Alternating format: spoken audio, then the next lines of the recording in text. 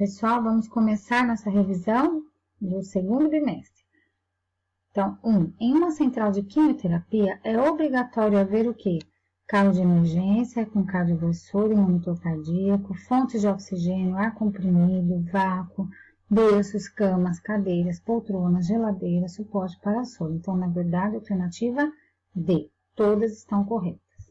2. O risco de infecção nos catéteres ocorre devido à migração de micro-organismos presentes aonde? Na pele do paciente, em soluções de medicamentos contaminados e na mão de profissionais do setor. Alternativa F, A, C e D estão corretas. A B não pode ser porque o catéter implantado é estéril.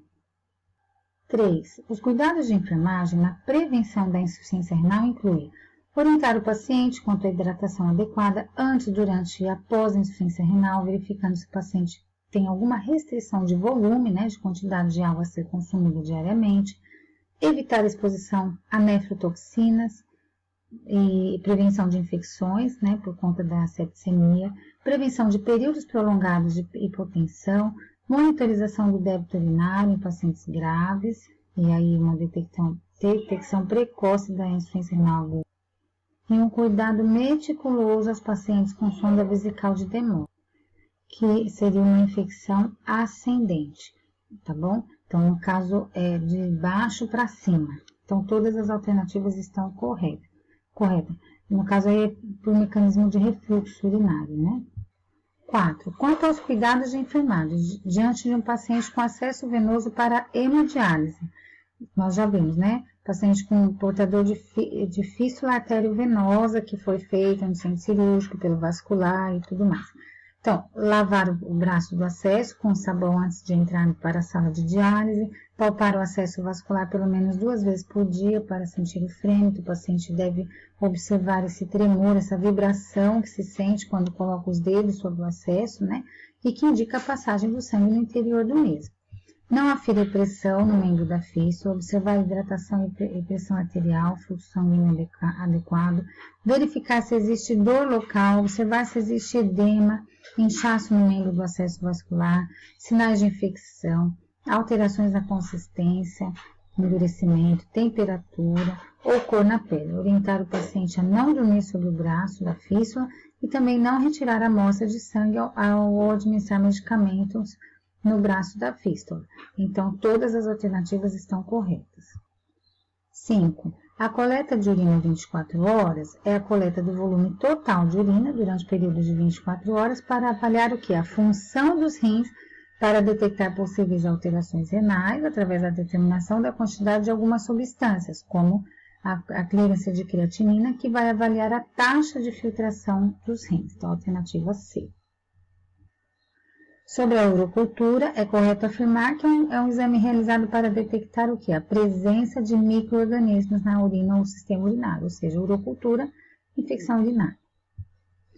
7. Sobre a urina tipo 1, é correto afirmar que é realizado com pequena quantidade de jato médio de urina, coletada de forma rotineira nos serviços de triagem com finalidades diagnósticas. Alternativa A.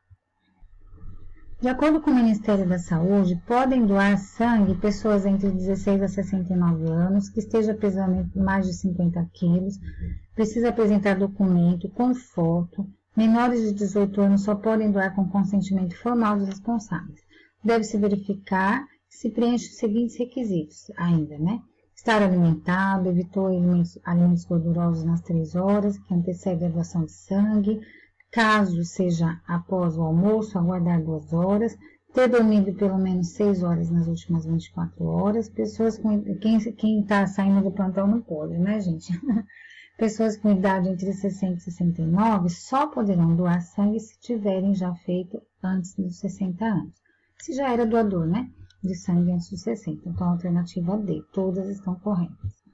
9. Os principais cuidados de enfermagem para uma administração segura de sangue e hemocomponentes, de acordo com o preconizado pelo protocolo do CORENS, dos 7 passos para a segurança, inclui confirmar a identificação do paciente com pulseira, prescrição médica no rótulo do hemocomponente antes de sua administração, administrar sangue total ou hemocomponentes provenientes de banco de sangue qualificados, avaliar sinais vitais do paciente imediatamente antes do procedimento, avaliar a permeabilidade do catéter e a ausência de complicações, né, se não tem infiltração, flebite, antes de colocar a bolsa de sangue, realizar a infusão em via exclusiva, deve-se interromper imediatamente a administração do sangue, o plasma, hemocomponentes, enfim, se observar sinais de reação adversa, manter o catéter intravenoso com solução salina, no caso, né, o soro fisiológico, manter a infusão por no máximo 4 horas devido ao risco de contaminação ou alterações do produto. Então, segue o protocolo aí da instituição.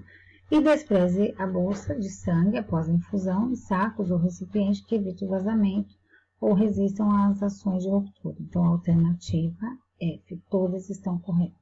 10. Paciente apresenta lesão vascular venosa, com sinais de infecções no leito da ferida, odor desagradável, abundante exudato purulento. Qual curativo que nós devemos usar? Espuma de poliuretano com prata, ou carvão ativado com prata, alginato de cálcio com prata, certo? Porque nós estamos falando de uma ferida com infecção.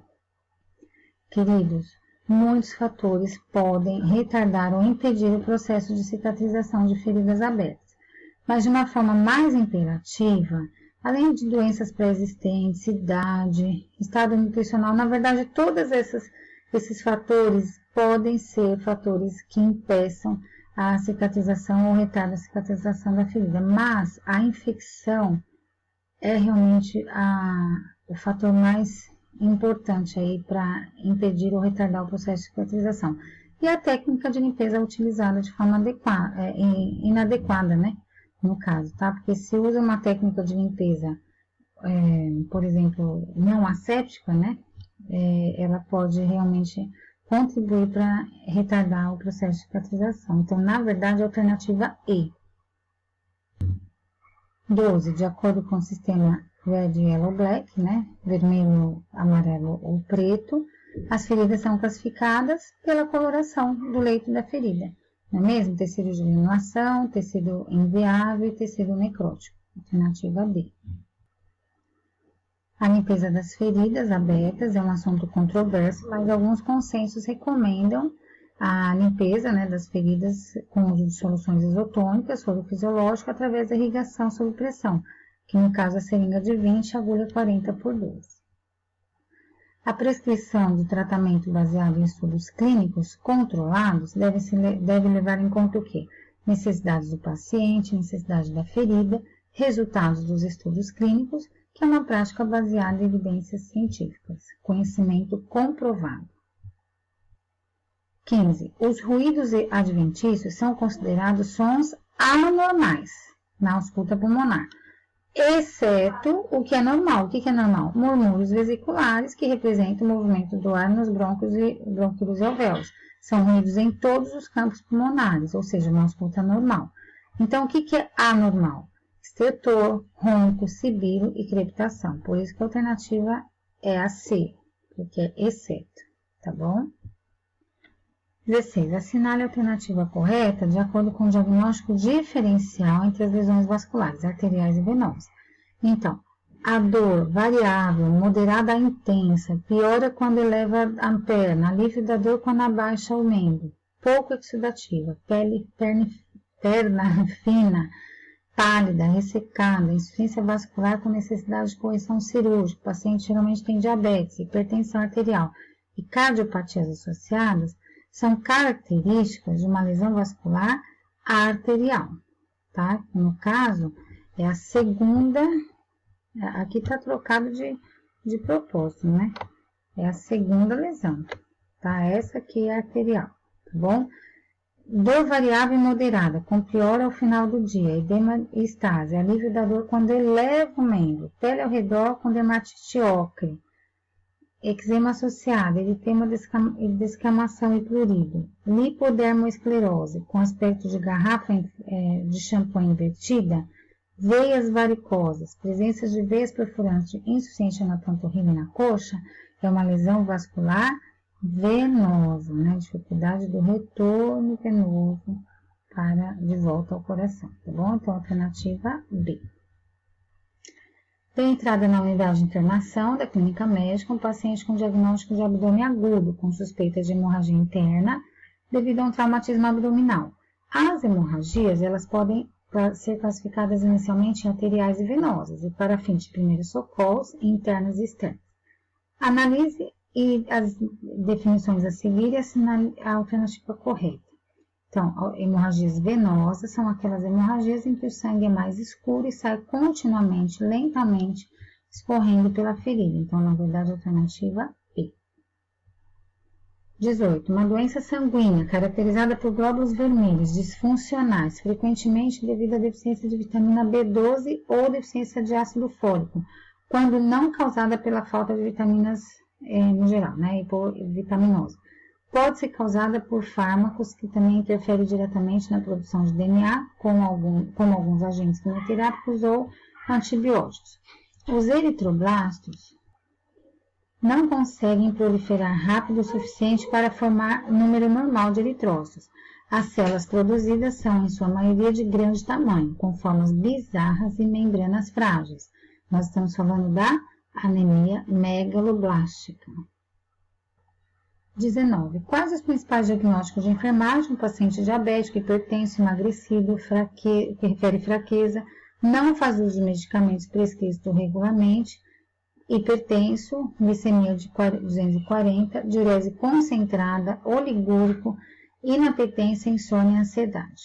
Então, os principais diagnósticos levantados: alterações no estado mental, ansiedade, autocontrole ineficaz da saúde, baixa autoestima situacional, comportamento inseguro, conforto prejudicado, conhecimento deficiente, débito cardíaco diminuído, desesperança, enfrentamento familiar incapacitado, estilo de vida sedentário, fadiga, insônia, nutrição desequilibrada, menor do que as necessidades corporais, perfusão tissular periférica ineficaz por conta da cardiopatia, proteção ineficaz, risco de glicemia instável pelo diabetes, e risco de perfusão tissular cardíaco diminuído e risco de síndrome do idoso frágil. De acordo com os diagnósticos de enfermagem, nós podemos levantar de acordo com os problemas, nós podemos levantar esses diagnósticos. É sempre bom lembrar disso, né? Nós ouvimos os problemas dos pacientes e identificamos e definimos os diagnósticos de enfermagem de acordo com o NANDA, que é uma classificação internacional de diagnóstico de enfermagem, tá bom? Então, é uma padronização de termos, né? Termos técnicos de diagnóstico de enfermagem. Por fim, nós temos o que? Os cuidados de enfermagem a este mesmo paciente que nós falamos na questão anterior. Então, quais os cuidados? Atentar às queixas de dor, localização, frequência e intensidade dessa dor, atentar para alteração de cor de pele, extremidades, controle da glicemia, orientar quanto à importância do tratamento de diabetes, encorajar a expressão de sentimentos e medos, e praticar o ensino em saúde, né? Ensinar ao paciente qual o processo da sua doença, o risco de infecção, prevenção de agravos, ter uma escuta qualificada, estimular a participação no tratamento, identificação da sintomatologia de descompensação. O paciente e a família sabe quando o paciente está começando a entrar em crise, a descompensar, né, entrar em insuficiência cardíaca, por exemplo, né, isso é muito importante. Monitorar, né, os sinais vitais, monitoramento diário do peso, monitorar a glicose sanguínea, elaborar um planejamento de alimentação de acordo com as necessidades do paciente e, por fim, monitorar a perda de líquido e a perda associada à eletrólise, tá bom? Então, espero que vocês estudem, que vocês fiquem calmos para a prova. Deus abençoe vocês e até mais tarde, né? Um beijo.